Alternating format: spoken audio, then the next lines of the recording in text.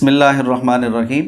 حضرت علی رضی اللہ تعالیٰ عنہ پچھلے انبیاء کرام علیہم السلام سے افضل ہیں، یہ عقیدہ اہل تشیع کے ایک عالم دین علامہ شہنشاہ حسین نقوی صاحب نے بیان کیا اور سوشل میڈیا پر یہ بہت زیادہ وائرل بھی ہو رہا ہے۔ تو ہم نے چاہا کہ مفتی صاحب سے اس مسئلے کی وضاحت لیں کہ اس عقیدے کی حقیقت کیا ہے۔ جو اہل تشیع کے دلائل ہیں وہ بھی مفتی صاحب کے سامنے رکھیں گے، اس کا تجزیہ کریں گے اور اس کی حقیقت تک پہنچنے کی کوشش کریں گے۔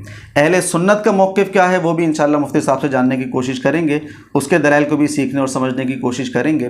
اور ہمارا ایم یہ ہے اس کے اندر کہ جو سوشل میڈیا پر ایک گستاخی کے فتوے فوراً جڑ دیے جاتے ہیں اور اس پر کلام کیا جائے گا۔ مفتی صاحب سے سوال کریں گے ہم کہ کیا فوراً کسی کو گستاخ کہہ دینا، اگر کوئی استدلال کی جہت سے بات کر رہا ہے، کوئی دلائل پیش کر رہا ہے، چاہے وہ دلائل غلط ہوں، لیکن اگر کوئی دلیل سے بات کر رہا ہے تو فوراً اس پر گستاخی کا حکم لگانا، کافر ہونے کا حکم لگانا، کیا یہ درست ہے یا نہیں ہے؟ اس سے پہلے یہ اعلان سماعت فرما لیجئے، ہمارے آن لائن کورسز بہت زیادہ چل رہے ہیں اور جو مفتی صاحب سے پڑھنے کے خواہش مند ہوں، اسکرین پر آپ کے سامنے نمبر آ رہا ہے، آپ اپنا ایڈمیشن کروا سکتے ہیں۔ اچھا سر، اب کے دور میں اہل تشیع کا یہ موقف سامنے آ رہا ہے کہ حضرت علی رضی اللہ تعالیٰ عنہ پچھلے انبیاء کرام علیہم السلام سے افضل ہیں۔ یہ بتائیے کہ کیا یہ عقیدہ اب کے دور میں آیا ہے یا ماضی میں بھی یہ عقیدہ ان کے علماء کی طرف سے بیان کیا گیا ہے یا کتابوں میں موجود ہے؟ اس کی حقیقت کیا ہے؟ دیکھیے، سب سے پہلے تو ہم ایک اعلی الاطلاق بات کر دیتے ہیں کہ اہل تشیع کا یہ موقف ایسا نہیں ہے، اچھا، بلکہ جو محققین علماء ہیں اہل تشیع کے، اس میں بھی یہ بڑا اختلافی مسئلہ رہا ہے۔ یعنی کہ ایک طبقہ اہل تشیع علماء کا ایسا ہے کہ جن کا بالکل یہ موقف بنتا ہے کہ وہ رسول اللہ صلی اللہ علیہ وسلم کے علاوہ جتنی بھی مبارک ہستیاں اللہ کے نبی تشریف لائیں، ان سب سے بڑا اور افضل مقام رکھتے ہیں حضرت علی رضی اللہ تعالیٰ عنہ کا۔ یہ موقف رہا ہے، آج بھی ہے۔ اسی طرح بہت سے علماء ایسے ہیں جن کا یہ موقف ہے اہل تشیع میں کہ وہ اولو العزم جو رسول ہیں، بڑے رسول ہیں، ابراہیم علیہ السلام، موسیٰ علیہ السلام، نوح علیہ السلام، ان بڑے بڑے جو رسول ہیں، ان کے علاوہ جو دیگر انبیاء ہیں ان سے وہ افضلیت قرار دیتے ہیں۔ بڑے بڑے جو رسولوں کا ذکر قرآن میں آتا ہے ان سے افضلیت کے وہ بالکل قائل نہیں ہیں۔ اس کے علاوہ تیسرا گروہ بھی ہے اہل تشیع محققین علماء کا جو اس مسئلے میں بالکل سکوت کے قائل ہیں، وہ بالکل افضلیت کا قول اختیار نہیں کرتے بلکہ صراحتاً رد کر دیتے ہیں اس بات کو کہ نبوت اور رسالت وہ بہت بڑا منصب ہے جس کو قرآن پاک ذکر کرتا ہے، لہٰذا حضرت علی کی بہت فضیلت ہے، لیکن اتنا غلو نہ کیا جائے کہ انبیاء کرام علیہ السلام کے مبارک زوات سے بھی ان کو ترجیح دے دی جائے یا افضلیت قرار دے دیا جائے۔ تو یہ تینوں موقف رہے ہیں اہل تشیع میں، کوئی متفقہ موقف نہیں ہے، یہ ذہن میں رکھیے گا۔ اچھا ٹھیک ہے، یہ تو بات سمجھ میں آ گئی کہ یہ متفق علیہ عقیدہ نہیں ہے ان کا، بلکہ اس میں بھی اختلاف رہا ہے بہت سارا۔ اچھا، اہل تشیع کے اس میں کچھ دلائل ہیں، قرآن سے بھی لے کر آتے ہیں، روایات سے بھی دلائل لے کر آتے ہیں۔ پہلی دلیل میں آپ کے سامنے رکھتا ہوں، پھر آپ اس کی بالترتیب جوابات دیجیے گا۔ سورہ آل عمران کی آیت پاک ہے، فَقُلْ تَعَالُوا نَدْعُ أَبْنَاءَنَا وَأَبْنَاءَكُمْ وَنِسَاءَنَا وَنِسَاءَكُمْ وَأَنفُسَنَا وَأَنفُسَكُمْ۔ نارملی اس آیت کو آیت مباہلہ کہا جاتا ہے۔ اس میں حضرت نبی علیہ السلام کے لیے اللہ رب العزت نے یہ بات فرمائی کہ آپ ان سے مباہلہ کیجیے۔ اس کے بعد جو انفسنا و انفسکم کا لفظ آ رہا ہے، اہل تشیع یہ کہتے ہیں کہ یہاں پر قرآن نے نفس حضرت علی کی ذات کو کہا گیا اور نبی علیہ السلام نے اپنی حدیث کے مطابق نفس حضرت علی کو کہا ہے، اپنی جان شمار کیا ہے۔ تو اس وجہ سے چونکہ حضور نے اپنے لیول کا قرار دیا ہے ان کو، لہذا حضور سے تو نہیں لیکن دیگر انبیاء کرام علیہ السلام سے افضل قرار پائیں گے، چونکہ حضور بھی افضل ہیں لہذا حضرت علی بھی افضل۔ یہ دلیل ان کی درست ہے یا نہیں؟ دیکھیں، بالکل دلائل تو قائم کیے جاتے ہیں، لیکن دیکھیں جب کبھی ہم کوئی استدلال کر رہے ہیں، کوئی نتیجہ نکال رہے ہیں، اس کا کوئی نہ کوئی پیٹرن ہونا چاہیے۔ اگر کوئی بھی کسی بھی آیت کے اندر کسی بھی طرح کا نتیجہ نکال لے تو سر یہ درست نہیں ہوتا۔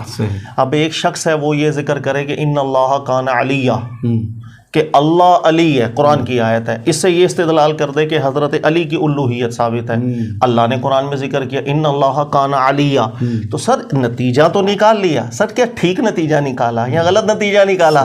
فیصلہ تو اس چیز پر ہوتا ہے۔ تو قرآن پاک سے جب استدلال کیا جاتا ہے، ایک میں اصول ذکر کرتا ہوں جس کو دنیا میں کوئی شخص ہو، کسی فرقے سے تعلق رکھنے والا ہو، وہ اس اصول استدلال کو رد کر ہی نہیں سکتا۔ اور وہ اصول استدلال یہ ہے کہ ایک طرف اگر دلیل قطعی ہو، دوسری طرف اگر دلیل ظنی ہو، تو ظنی قطعی کے مقابلے میں آ کر اس سے استدلال کیا جائے یا نتائج نکالے جائیں وہ کمزور ہوتا ہے اس کے مقابلے میں. یعنی ایک طرف دلیل قطعی اور ایک طرف محتملات ہوں، احتمالات ہوں، ظنیات ہوں. اس بنیاد پر اگر ہم استدلال کریں اور قطعی حکم کو ہم تبدیل کرنے کی کوشش کر دیں یا خاص کرنے کی کوشش کر دیں، یہ نہایت کمزور استدلال ہوتا ہے. یہی چیز شیطان نے کی تھی. بھائی اللہ تعالیٰ نے فرمایا آپ سجدہ کر لیں، یہ قطعی حکم تھا اللہ کی طرف سے ملا. وہ اپنے قیاسات بیچ میں لا رہا ہے کہ انا خیر من اللہ، میں خیر ہوں، اور خیر جو افضل ہوتا ہے وہ مفضول کو سجدہ کیسے کرے. خلقتنی من نار، استدلال بھی کر رہا ہے کہ اللہ تعالیٰ آگ سے میں پیدا ہوا، آسمانوں کی میں سیر کرنے کے قابل، فرشتوں کو میں دیکھنے کے قابل، فرشتوں سے بات کرنے کے میں قابل. یہ ایک چھوٹے سے گولے کی مخلوق، اور صرف وہاں نہ ہمیں دیکھ سکے نہ فرشتوں کو دیکھ سکے، اور میں افضل ہوں، مفضول کو کیسے سجدہ کروں. یہ جتنے مقدمات تھے اس کے قیاسات تھے، ظنیات تھی. اس کے مقابلے میں اللہ کا کیا حکم تھا؟ اللہ کا حکم تھا فاسجدوا لآدم. یہ قطعی اور واضح حکم تھا، لہٰذا کسی بھی طرح ظنی دلیلوں سے قطعی کو نہیں بدلا جا سکتا. شیطان مجرم ٹھہر گیا اللہ کی بارگاہ سے. یہ اصول جب آپ کے ذہن کے اندر ہے تو اب چلے ذرا ہم اس موضوع کو حل کرتے ہیں. اللہ تعالیٰ نے قرآن پاک جیسے ہی ہم شروع کرتے ہیں، شروع سے لے کر آخر تک قرآن پاک کو آپ دیکھیں، اللہ تعالیٰ اپنی مبارک ہستیوں کو، انبیاء کو علیہم السلام یا رسولوں، اس شان سے ذکر کرتے ہیں جس کی مثال ہی نہیں ملتی. کبھی اللہ ذکر کرتے ہیں وَكُلًّا فضلنا علی العالمین، کہ جتنے بھی انبیاء اور رسول ہیں ہم نے ان کو فضلنا، فضیلت دی ہے، علی العالمین، اللہ تعالیٰ نے اپنی مخلوقات پر ان کو فضیلتیں دی. واضح آیت. اسی طرح اللہ تعالیٰ فرماتے ہیں ان اللہ اصطفیٰ آدم و نوح و آل عمران علی العالمین.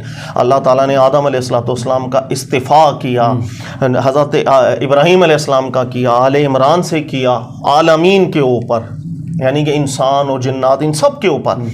تو اسی طریقے سے 50 اور آیتیں ہیں قرآن پاک کی جو واضح طور پر نص بیان کر رہی ہیں کہ اللہ تعالیٰ اپنی مبارک جو نبی ہیں، اپنے مبارک جو رسول ہیں، ان کی ایک شان ذکر کر رہا ہے، ان کا انتخاب کر رہا ہے، ان کو بلند درجہ رکھ رہا ہے.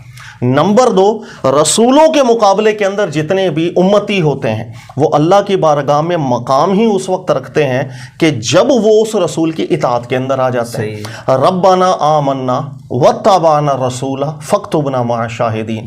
اللہ ہم تجھ پر ایمان بھی لے کر آئے، تیرے رسول کو فالو بھی کیا، ہمیں شہداء میں سے، تو شاہدین میں سے اللہ تعالیٰ رکھ دے، ہمیں بھی وہ مقام دے دے. تو کسی بھی امتی کو مقام ملتا اس وقت ہے جب وہ رسول پر ایمان لے کر آئے، جب وہ رسول کی اتباع کرے. تو ایک ہے تابع، ایک ہے متبوع. آپ بتائیں یہ کبھی بھی برابر ہو سکتے ہیں؟ جس کو براہ راست اللہ کی وحی، جس سے براہ راست اللہ کلام کر رہے ہیں، جس کا عمل امت کے لیے شریعت بن رہا ہے، جن کا قول اللہ کی طرف منسوب کر کے ہم استدلالات کر رہے ہیں، غیر نبی اس کے مقام پہ کبھی آ نہیں سکتا. یہ جتنی بھی قرآن پاک کی ہم آیات انبیاء کرام علیہ السلام سے متعلق ہم دیکھتے ہیں، سب قطعیات ہیں جس سے پڑھ کے کوئی بھی ایک شخص دنیا کے اندر وہ یہ سمجھ ہی نہیں سکتا کہ اللہ تعالیٰ نے ان کی فضیلت ذکر ہی نہیں کی قرآن. یہ بالکل پکی بات ہے. اب اس کے مقابلے میں آپ نے کہا کہ قرآن کی ایک آیت ہے کہ جس کے اندر انفس کا جو لفظ آ رہا ہے، حضرت علی کو چونکہ قرار دیا گیا لہٰذا یہ استدلال کیا جائے وہ چونکہ نبی علیہ السلام کے ایک برابر ہیں اس اطلاق کی حیثیت میں، تو لہٰذا انبیاء سے مقام. اب یہ دیکھیں استدلال اس لیے کمزور ہے کہ جہاں احتمالات زیادہ بننا شروع ہو جاتے ہیں وہ ظنی ہو جاتا ہے. قرآن پاک کے اندر جو انفس کا لفظ ہے، اس کو اگر ہم ٹھیک طریقے سے نہیں سمجھتے تو ہمیں پرابلم، ہم اس نتائج ٹھیک نہیں نکال پاتے. دیکھیے گا قرآن پاکی میں چند آیات ایسی ہیں جو آپ کے سامنے پڑھتا ہوں. اللہ نے قرآن میں ارشاد فرمایا توبوا الی باریکم، جب حضرت موسیٰ علیہ السلام نے فرمایا کہ اللہ سے توبہ کرو، فقتلوا انفسکم، انفس کو قتل کر دو. کیا مطلب تھا انفس کو؟ اپنے آپ کو مار لو. اللہ نے یہ حکم تو دیا ہی نہیں تھا. اب دیکھو یہاں پر وہی ذکر آ رہا ہے، الفاظ پہ غور کیجیے گا. فقتلوا انفسکم، اللہ نے فرمایا کہ انفسا کو قتل کر دو. انفس جس طرح جان کے لیے آتا ہے، انفس اسی طرح عربی کے اندر آپس میں ایک دوسرے کے لیے بھی آتا ہے. صحیح. اس کی پہلی مثال یہ ہے کہ آپس میں تمہارا قتال ہوگا، ایک طرف توحید پرست ہوں گے، ایک طرف وہ ارتداد پرست ہوں گے کہ مرتد ہوں گے جنہوں نے توبہ نہیں کی، ان کے خلاف قتال ہوگا. تو انفس کا مطلب یہاں پر آپس میں کے لیے آیا ہے. دوسری مثال قرآن پاک کی دیکھیں، اللہ فرماتے ہیں لا تقتلوا انفسکم، آپس میں ایک دوسرے کا قتل نہ کرو. تیسری مثال دیکھیں اللہ نے فرمایا ولا تلمزوا انفسکم، ایک دوسرے کے عیب نہ نکالا کرو. یہاں پر بھی الفاظ غور کریں، لا تلمزوا انفسکم، بھائی میں اپنے عیب نکالوں، یعنی قرآن یہ کہہ رہا ہے میں اپنے عیب نہ نکالوں یا آپس میں ایک دوسرے کے عیب نہ، تو انفس مطلب آپس میں ایک دوسرے کے.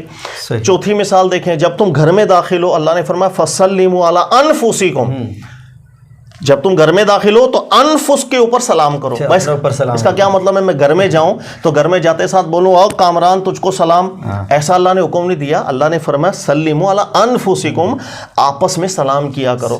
جب آپ گھر میں داخل ہو جتنے بھی افراد گھر کے ہیں آپس میں سلام کیا کرو، یہ اللہ کی طرف سے تحیت ہے. اور مثال میں دوں، اللہ نے فرمایا لا تخرجون انفسکم من دیارکم، آپس میں شہر سے باہر نہ ایک دوسرے کو نکالنا، یہ نہیں کہ اپنے آپ کو شہر سے باہر نہ نکالنا. تو میں قرآن پاک کی 15 مثالیں اور دے سکتا ہوں جس کے اندر قرآن پاک نے انفس لفظ کے اطلاق کو بتایا. اب انفس دو معنی رکھتا ہے، اب غور کیجئے گا، میں مزید تھوڑا آسان کر دیتا ہوں کہ انفس کا جو لفظ ہے اب اس کے دو معنی بن گئے، یا تو اس کا معنی بنے گا آپس میں، یہ مطلب بنتا ہے، یا اس کا مطلب نفس بھی بنتا ہے، جان بھی بنتا ہے. اب ہم نے دیکھنا ہے کہ ان دو معنوں میں سے کون سا معنی ایسا ہے کہ قرآن پاک کی اس آیت میں ذکر ہو رہا ہے. وہ قرآن پاک کی ہم آیت کو پڑھتے ہیں، خود پتہ چل جائے گا. اللہ تعالیٰ نے ارشاد فرمایا ندعو ابناءنا، ہم بلاتے ہیں اپنے بیٹوں کو، تم اپنے بیٹوں کو بلاؤ. ہم اپنی نساء کو بلاتے ہیں، تم اپنی نساء کو بلاؤ. ہم اپنے آپس میں آتے ہیں، تم لوگ آپس کے اندر آؤ. پھر ہم مباہلہ ہوگا. یہ نجران سے وفد آیا تھا نصارہ کا، جن کے ساتھ یہ مباہلے کی بات ہوئی تھی، متفق مسئلہ ہے، کوئی اختلافی نہیں. اچھا، دوسری بات قابل غور یہ ہے کہ نجران سے جو وفد آیا تھا وہ اپنی فیملی کے ساتھ نہیں آیا تھا، نہ اپنے بچے لے کر آیا تھا، نہ اپنی گھر کی خواتین لے کر آیا. اگر تو اس آیت کے اندر یہ مراد تھی کہ ہم جسٹ اپنی فیملی ممبرز لاتے ہیں، تم بھی اپنی فیملی ممبرز لے کر آؤ، مباہلہ ہو جاتا ہے.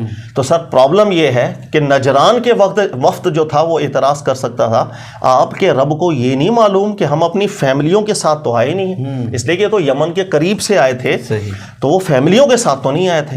نمبر 2، یہاں پر جماعت مسلمین مراد ہے.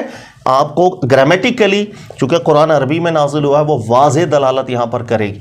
کیسے؟ پیچھے دیکھیے گا، آیت ہے فمن حاجاکا، فمن حاجاکا، یہ واحد کا صیغہ ہے سر، آپ بتائیں یا جمع کا؟ واحد. یہ واحد کا، اگر جو بھی آ کر تم سے جھگڑے، اس کی جزا بیان ہو رہی ہے فقل، تو آپ ان سے فرما دیں تعالو. یہ واحد کا صیغہ ہے جمع کا؟ جمع. یہ جمع کا لفظ ہے جو جزا بن رہا ہے، اور یہ واحد کا لفظ ہے جو پیچھے ذکر ہو رہا ہے، یہ جزا بن رہی ہے. تو سر ہونا یہ چاہیے من کے ساتھ وحدت بھی آتی ہے اور واحد میں معنی جمع کا بھی ہوتا ہے، لیکن یہاں صیغہ واحد استعمال ہو رہا ہے، جزا کے اندر صیغہ جمع استعمال ہو رہا ہے. کسی وجہ سے ہو رہا ہے یا نہیں ہو رہا؟ جب کبھی ایسا فرق آتا ہے وہ اس چیز کو متعین کرنے کے لیے آتا ہے کہ آگے جو بات چل رہی ہے وہ جماعت کے لیے بات چل رہی ہے، توجہ کر لینا.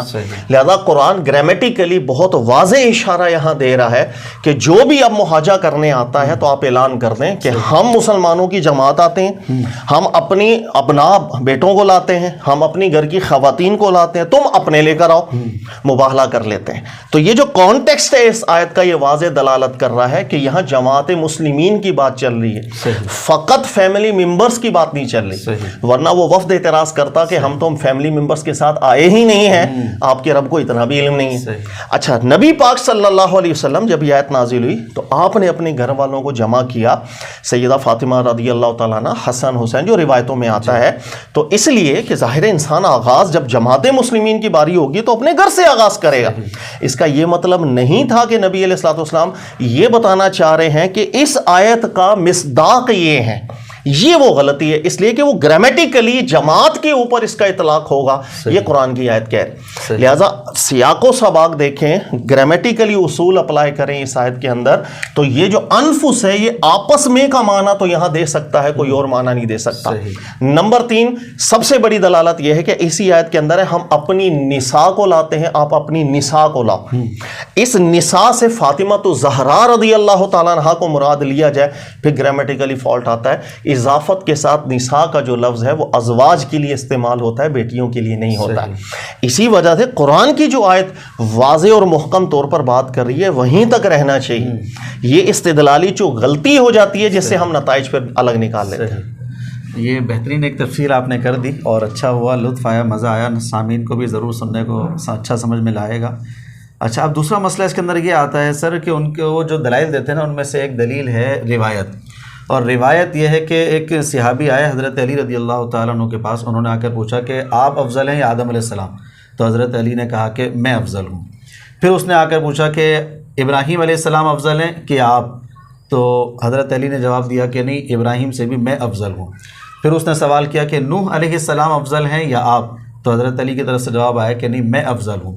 اچھا، اس میں روایت میں ریزن بھی بیان کیا گیا، ریزن اس طریقے سے بیان کیا گیا کہ نوح علیہ السلام کی قوم نے جب بات نہیں تسلیم کی اور ان کو ستایا، تکلیف پہنچائی، تو نوح علیہ السلام نے ان کے لیے دعا کر دی، بد دعا کر دی۔ تو مجھے بھی ستایا گیا لیکن میں نے بد دعا نہیں کی، تو اس فرق کی وجہ سے میں افضل ہوں نوح علیہ السلام سے۔ اسی طریقے سے ابراہیم علیہ السلام نے کہا تھا کہ اللہ مجھے دکھا تو کیسے مردے زندہ کرتا ہے، تو اللہ نے وہاں پر اطمینان قلبی کا ذکر فرمایا۔ تو حضرت علی کہتے ہیں نہیں، کہ مجھے تو اطمینان قلبی ویسے ہی بہت ہے، اگر مجھے بہت سارے اور بھی مشاہدات کروا دیے جائیں تو میرے ایمان پہ کوئی فرق نہیں پڑے گا، میرا ایمان ویسے ہی اعلیٰ ہے۔ اس روایت کے اندر یہ بات آ رہی ہے۔ سب سے پہلے اہل تشیع کے نزدیک یہ روایت سندن تو درست ہے، لیکن اس کا جو متن آ رہا ہے وہ اہل سنت کے مطابق درست ہے یا نہیں، یہ بتائیے۔ اور اہل تشیع کے یہاں اس روایت سے استدلال ہوتا ہے یا نہیں؟ استدلال تو کرتے ہیں، لیکن اہل تشیع کے ہی بہت سے علماء ایسے ہیں، جیسے میں نے شروع میں بھی ذکر کیا کہ جو افضلیت کے قائل نہیں ہیں، وہ خود اس روایت پر اعتراض اٹھاتے ہیں، اس کے متن پر بھی اعتراض کرتے ہیں۔ تو نہ صرف اہل سنت علماء، بہت سے اہل تشیع کے علماء بھی ایسے گزرے ہیں جو اس روایت کو قبول نہیں کرتے رہے۔ اس کی وجہ بالکل واضح ہے کہ یہ جو روایت آپ نے پڑھی ہے، اس کے اندر الفاظ ہی ایسے آ رہے ہیں جو دلالت کر رہے ہیں کہ بنی ہوئی بات ہے، ورنہ حضرت علی رضی اللہ تعالیٰ عنہ قرآن پاک سے اتنے ناواقف ہوں، یہ ہو ہی نہیں سکتا۔ مثال میں آپ کو دیتا ہوں، جیسے حضرت نوح علیہ السلام کی بات یہاں آئی ہے کہ آپ افضل یا نوح علیہ السلام افضل، تو جواب یہ دیا گیا حضرت نوح علیہ السلام نے چونکہ اپنی قوم کے لیے بد دعا جسے کہتے ہیں، عذاب کی دعا کیا ہے؟ ربی لا تذر علی الکافرین دیارا، اے اللہ کافروں پر اب تو اپنا عذاب کر دے، کوئی بھی اس میں نہ بچے۔ اس بنیاد پر کہا گیا کہ ہم نے چونکہ کبھی بھی بد دعا نہیں کی، لوگوں نے ہم پر ظلم بھی کیا ہے۔ یہ آپ دیکھیں اس قدر قرآن پاک سے ناواقفی ہے، اور حضرت علی جتنا بلند مرتبہ ہے نبی پاک علیہ السلام کے ساتھ رہے ہیں، یہ ہو ہی نہیں سکتا کہ یہ جملہ آپ نے کہا۔ اس کی وجہ ہے کہ قرآن پاک آپ دیکھ لیں، اللہ کے جب بھی رسول تشریف لاتے ہیں تو اس قوم کے احتساب ہوتا ہے، اس قوم کے اندر طیب الگ ہو جاتے ہیں لوگ، خبیث لوگ الگ ہو جاتے ہیں، ان کو جنت کی بشارت دی جاتی ہے، ان کو عذاب کی بشارت دی جاتی ہے، اور عذاب اس دنیا میں عطا بھی ہے۔ یہ اسی لیے رسول بشیر و نذیرہ ہوتے ہیں کہ وہ دونوں کیٹیگریز الگ کر دیتے ہیں، جنتی اور دوزخی کی۔ اچھا، نمبر 2 اس کی شرائط ہیں، جس کو آئے بغائے ہم نے ذکر کیا، اتمام حجت کی جو شرائط ہوا کرتی ہیں، حق بالکل واضح کر دیا جائے، دوسرا ہے کہ وہ فساد پر قوم اتر آئے، نمبر 3 ان پر چھوٹا عذاب بھی پہلے اللہ کی طرف سے آ جائے، پھر بھی وہ کفر پر ڈٹ گئے، اور سب سے آخری شرط یہ ہے کہ وہ لوگ اس حالت کے اندر آ جائیں کہ علم الہی میں بطور علم شہادت کے یہ بات آ جائے کہ اب یہ مر جائیں گے لیکن کبھی بھی ایمان نہیں لائیں گے۔ جب یہ 4 شرائط پوری ہو جاتی ہیں، پھر اس کی حرمت اٹھ جاتی ہے، اب ان پر عذاب آ جاتا ہے۔ اب کسی بھی اللہ کے نبی کو اللہ کے بتائے بغیر یہ نہیں پتا چل سکتا کہ چوتھی شرط پوری ہوئی ہے یا نہیں ہوئی ہے، اس لیے کہ مرتے دم تک اب کون ایمان نہیں لائے گا، چاہے فرشتے ان کے سامنے دکھا دیے جائیں، آسمان کے دروازے کھول دیے جائیں، یہ تو غیبی معاملہ ہے۔ اس لیے جس وقت عذاب کی وقت آنے والا ہوتا ہے، یہ جو چوتھی شرط ہے کہ اب یہ کبھی ایمان نہیں لائے، یہ اللہ کی طرف سے نبیوں کو بتا دی جاتی ہے۔ جب وہ شرط بتا دی جائے گی اللہ کی طرف سے، اس کے بعد اللہ کے نبی دعا کرتے ہیں کہ اللہ جب یہ شرائط پوری ہو گئی، ان کی حرمت پامال ہو گئی، اب ان پر عذاب کر دیں۔ خود دیکھیے گا سورہ ہود کے اندر اللہ تعالیٰ ذکر کرتے ہیں وَأُوحِيَ إِلَى نُوحٍ، ہم نے وحی کر کے نوح علیہ السلام کو بتا دیا تھا کہ انہ لن یؤمن من قومک، کہ آپ کی قوم میں اب کوئی بھی ایمان نہیں لائے گا، الا من قد آمن، جتنے لوگ لا چکے ہیں بس لا چکے ہیں، جو باقی بچ گئے اب وہ مر جائیں گے لیکن ایمان نہیں لائیں گے۔ فلا تبتئس بما كانوا يفعلون، پھر آگے اللہ نے فرمایا واصنع الفلک، یعنی اب عذاب کی گھڑی آنے والی ہے، آپ اس کی تیاری کریں۔ تو یہ اللہ ہی نے بتا دیا تھا کہ قوم کے اندر اب یہ وقت آ چکا ہے۔ اس کے بعد حضرت نوح علیہ السلام نے دعا کی تھی، یہی دعا حضرت موسیٰ علیہ السلام کی بھی منقول ہے کہ فرعون کے حق میں آپ نے دعا کی تھی کہ اے اللہ تعالیٰ اس پر عذاب کا معاملہ ہو جائے۔ سوال یہ کہ آپ نے کیا عذاب کی دعا بد دعا کر دی تھی؟ وہاں پر بھی قرآن نے ذکر کیا کہ حضرت موسیٰ علیہ السلام کو بھی اللہ کی طرف سے بتا دیا گیا تھا کہ یہ عدو اللہ بن چکا ہے، کبھی بھی ایمان نہیں لائے گا۔ تو کہنے کا مقصد قرآن پاک کو اگر ہم دیکھیں، اس کے مقابلے میں اس روایت میں آنے والی بات کہ حضرت علی کہہ رہے ہیں کہ حضرت نوح علیہ السلام نے صبر نہیں کر سکے، اتنی ناواقفیت اور اتنی بڑے صحابی جو رسول اللہ صلی اللہ علیہ وسلم کے ساتھ زندگی گزاری ہے، ہو ہی نہیں سکتا۔ لہٰذا اس روایت کا متن خود دلالت کر رہا تھا کہ یہ بنی ہوئی بات ضرور ہے، کسی کچے نے بنا دی اور حضرت علی کے ساتھ ایسی باتیں منسوب کر دی ہیں کہ نعوذ باللہ جو دلالت کر رہی ہوں کہ جیسے قرآن ہی نہیں آتا تھا حضرت علی کو، اس لیے یہ روایت کا قابل قبول نہیں ہے۔ صحیح، ٹھیک ہے سر، یہ بھی اچھے طریقے سے آپ نے سمجھا دیا، اچھا لگا۔ اچھا، اب آخر میں بات یہ آتی ہے کہ ایسے موضوعات جو آتے ہیں نا، جو شاید کبھی چھپے ہوئے تھے یا عوام نے سنا ہوا نہیں ہے کوئی موضوع، وہ بات جب باہر آتی ہے تو فوراً سوشل میڈیا پہ بیٹھے ہوئے جو نوجوان ہوتے ہیں جذبات میں آ کر کافر، گستاخ، فلاں تو فلاں، یہ فوراً جو ہے نا ان پر بات کہہ دی جاتی ہے، القابات دے دیے جاتے ہیں۔ اب سوال یہ ہے کہ جیسے انہوں نے یہ بات کی تھی تو انہوں نے قرآن کی آیت پیش کی اور روایت پیش کی ہے، تو ایسی صورت میں کیا کسی کو کافر یا گستاخ فوراً ڈکلیئر کیا جا سکتا ہے؟ نہیں، بالکل نہیں کیا جا سکتا۔ دیکھیے گا کہ جب کوئی بھی شخص ایسا ہو یا کوئی بھی عالم دین ایسا ہے، وہ قرآن پاک سے ایک نتیجہ اخذ کر رہا ہے یا وہ ان کے پاس کچھ روایات ہیں جو ٹھیک سمجھتے ہیں، وہ سند متن میں اس سے کوئی نتیجہ اخذ کرنے کی کوشش وہ کر رہے ہیں، تو سر کہنے کا مقصد یہاں یہ دیکھا جاتا ہے کہ یہ جو نتیجہ نکالا ہے یہ یا ٹھیک ہے یا غلط ہے۔ یہ دو ہی نتیجے ہو سکتے ہیں، نتیجہ ٹھیک نکالا یا نتیجہ غلط نکالا۔ اس بنیاد پر یہ نہیں کہا جا سکتا کہ چونکہ آپ کا نتیجہ غلط ہے اس لیے آپ کافر ہو گئے، یہ ظلم نہیں کیا جا سکتا۔ کفر کا اطلاق اس وقت ہوتا ہے کہ ایک بندہ بالکل حق اس پر واضح ہو چکا ہو 100%، جیسے رب کے رسول نے حق واضح کیا ہو، پھر انسان ضد پر آ کر کھڑا ہو جائے، بولے میں نہیں مانتا۔ کفر ایک الگ چیز ہوتی ہے۔ یہ جو تحقیقی موضوعات ایسے ہوتے ہیں کہ جس میں اختلافات ہوتے ہیں، اس میں آپ اچھے طریقے سے سامنے سمجھائیں، وزن پیدا کریں اپنے دلائل کے اندر، سامنے والا کنونس ہو۔ یہ نہیں کہا جاتا کہ آپ کافر ہو گئے یا فلانا۔ ہاں یہ ضرور ہے کہ اگر مجھ پر حق واضح ہے، یعنی مجھے قرآن پاک کے قرائن اتنے 100% میرے سامنے ہیں کہ اللہ کے جو نبی ہیں، اللہ کے جو رسول ہیں، ان کی شان الگ ہے قرآن نے جیسے، اب میں زبردستی کسی نظریے کو اختیار کروں تو مجھ پر کفر آئے گا، اس لیے کہ میں اپنے تائیں 100% حق کو چھوڑ کر کے جا رہا ہوں۔ لیکن اگر ایک معاملہ مجھ پر مشتبہ ہے، مجھ پر حق واضح نہیں ہوا ہے، یا میرے سامنے ایسے قرائن ہیں یا میرے سامنے ایسے دلائل ہیں جس کی بنیاد پر میں چلا گیا، اور وہ چاہے غلطی ہو، استدلالی غلطیوں کی بنیاد پر کافر نہیں کسی کو ڈکلیئر کیا جاتا ہے، اس کی احتیاط کریں۔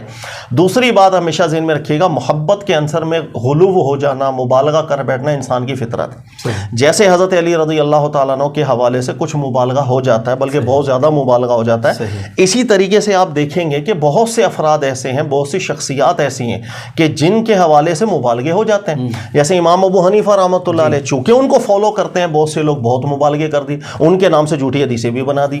اور کسی نے کہا کہ میری امت میں ایک شخص ہوگا، رسول اللہ صلی اللہ علیہ وسلم نے فرمایا وہ سراج، میری امت کا سراج ہوگا، جھوٹی حدیث بنا دی۔ اس کے علاوہ بہت سے جھوٹ گڑھ دیے امام ابو حنیفہ کے حوالے سے۔ امام شافعی رحمۃ اللہ علیہ کو لوگ پسند کرتے تھے، ان کے استدلالات کو، اجتہادات کو فالو کیا لوگوں نے، ان کے حوالے سے پوری ایک کتاب ہی چھاپ دی تھی بہجۃ الاسرار نام سے۔ ایک بہجۃ الاسرار وہ ہے جو شیخ عبد القادر جیلانی کے حوالے سے، ایک نام بہجۃ الاسرار کتاب کا تھا جو امام شافعی کے حوالے سے لکھی گئی، دنیا جان کا اس میں جھوٹ بھر دیا، دنیا جان کی خرافات اس کے اندر ڈال دی گئیں۔ تو یہ مبالغے ہوتے چلے گئے ہیں، اس میں کوئی نئی چیز نہیں۔ اچھا خود آپ غور کریں، شیخ عبد القادر جیلانی رحمۃ اللہ تعالیٰ علیہ کے حوالے سے یہی سیم نظریہ یہاں پر بھی تو ہے کہ شیخ عبد القادر جیلانی جو ہے، میں یوں لکھ دیتا ہوں، شیخ عبد القادر جیلانی رحمۃ اللہ تعالیٰ علیہ یہ سب سے افضل ہے۔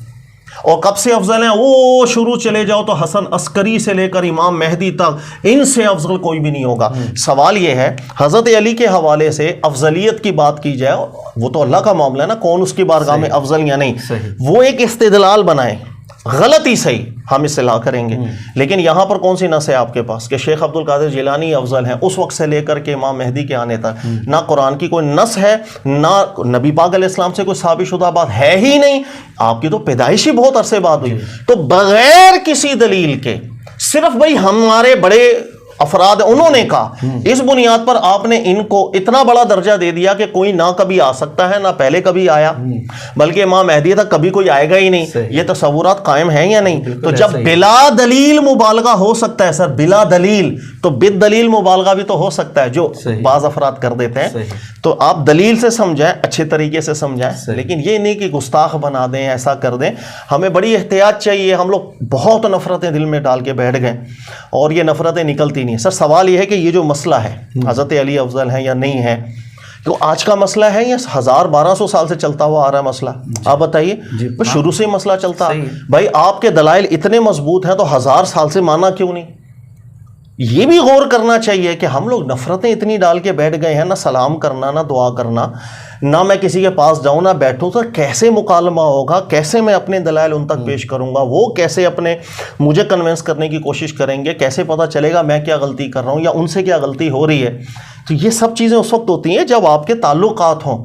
غلط کو غلط بھی کہنا ہے، لیکن مسلمانوں کو ایک ساتھ رہنا بھی ہے، ایک امت ہو کے بھی رہنا ہے. تو ہم لوگ بس وہ کافر ہو گیا، وہ گستاخ ہو گیا، یہ بڑے آپ کا کہنا یہ ہے کہ دلائل کے اندر وزن پیدا کیا جائے، بات میں وزن پیدا کیا جائے، بلا وجہ کیچڑ اچھالنا، گالیاں دینا، برے القابات سے اس طریقے سے ہم اصلاح نہیں کر سکتے ہیں. اگر یہ عقیدہ سامنے آیا ہے تو پھر ہمیں دلائل سے اس کا رد کر دینا چاہیے تاکہ عوام خود فیصلہ کر لے گی کہ جناب کون سا عالم جو ہے وہ دلیل سے صحیح بات کر رہا ہے. صحیح ہونا چاہیے، اس سے لوگوں میں اتفاق پیدا ہو جائے گا ہمارے درمیان. ٹھیک ہے سر، بہت شکریہ. یہ بہت سارے سوالات تھے اور سوشل میڈیا پہ بہت زیادہ یہ معاملہ اٹھا ہوا بھی ہے اور مجھے سوالات بھی آئے تھے، اور اچھا ہوا آپ نے اس کی بہترین وضاحت کر دی. اللہ تعالیٰ آپ کو جزائے خیر عطا فرمائے. جزاک اللہ.